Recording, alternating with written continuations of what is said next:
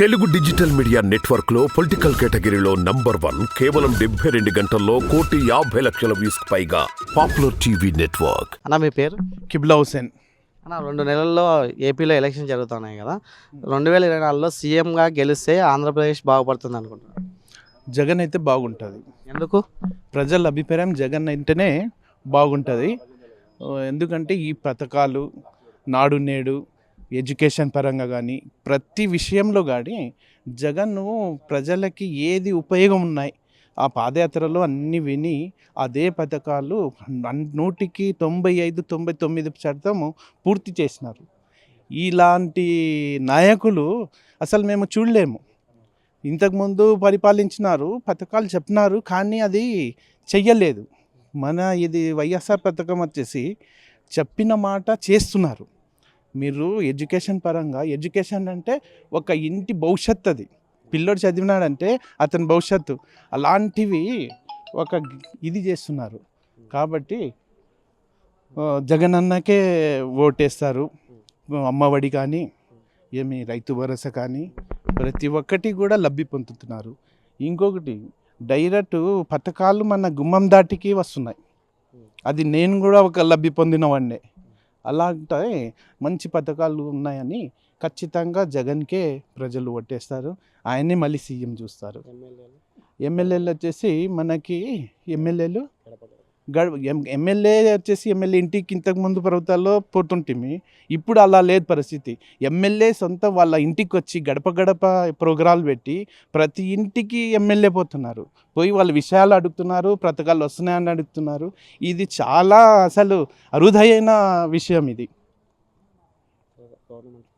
Government school కూడా ఇంతకుముందు మామూలు తెలుగు మీడియం ఉండేది, ఇప్పుడు ఇంగ్లీష్ మీడియము స్కూల్ కూడా చాలా మంచిది.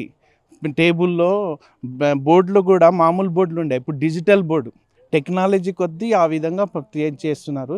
చిన్న పిల్లలు కూడా ఇప్పుడు ఇంగ్లీష్లో మాట్లాడుతున్నారు. ఎడ్యుకేషన్ గురించి చాలా మంచిగా చేస్తున్నారు. అందుకోసం ప్రతి ఇంట్లో కూడా సంతోషాలు ఉన్నాయి. జగన్కే వేస్తారు, మళ్ళీ భవిష్యత్తు కూడా జగనే రావచ్చు. ఇది మన గట్టి నమ్మకం.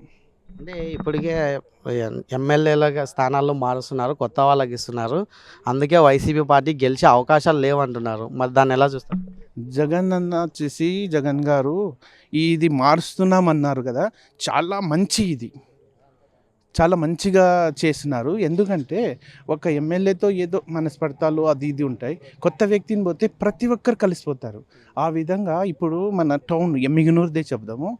ఎమ్మిగనూరు వచ్చేసి ఇప్పుడు ఇక్కడ ప్రశాంతంగా ఊరు. ఎమ్మెల్యే కూడా చెన్నకేశ్వర రెడ్డి గారు బాగా చేసినారు. ఆయనకి వయసు ఎక్కువైందని ఇప్పుడు బుట్ట రేణుక గారిని ఇచ్చినారు. ఆయమ్మ చాలా పీస్ఫుల్ ఆయన. అందుకోసం ప్రతి ఒక్కరు కూడా ఆయమ్మకి ఓటు వేయాలనుకుంటున్నారు.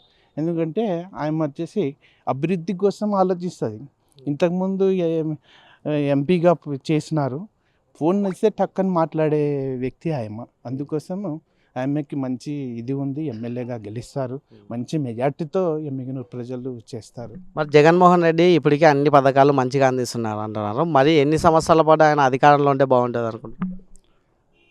ఇప్పుడు నెక్స్ట్ మళ్ళీ గెలుస్తారు, ఖచ్చితంగా ఉంది, గెలుపు ఉంటుంది. మళ్ళీ నెక్స్ట్ కూడా ఆయనే ఉంటారు. ఎందుకంటే పథకాలు ఎవరు కూడా ఏ ప్రభుత్వం కూడా చేయలేని విధంగా వీళ్ళు చేస్తున్నారు జగన్ అన్న.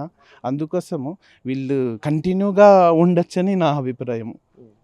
అందుకే పక్క అయితే జగన్కి 175కి ఒక 5, 2, 3 తగ్గుతాయి, కానీ అంతే మాత్రాన మంచి మెజారిటీతో దానిపైన మన ఈ ప్రభుత్వం ఇప్పుడు వచ్చిన 151 కన్నా ఎక్కువ వస్తుంది.